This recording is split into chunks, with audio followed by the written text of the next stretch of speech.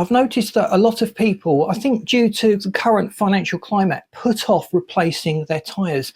They wait till the tyre gets to the legal minimum before they replace the tyre. In the UK, the legal minimum is 1.6 millimetres.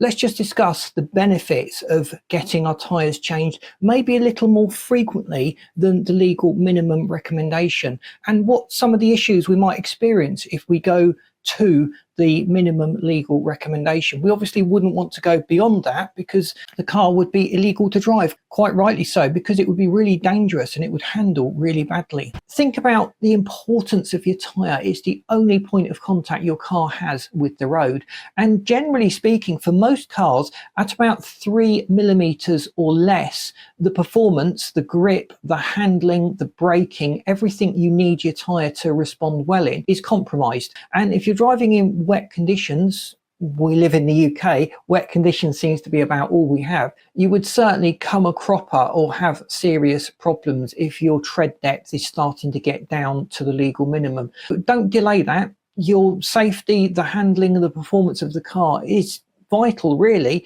and just for the sake of replacing a tyre maybe 3 to 6 months early to replace it at 3 millimeters makes a lot of sense to my mind. Let me know in the comments what your thought is, what you tend to do when your tyres start running low and how often you check them. Thanks for watching. If you found this video useful, please boot the like button.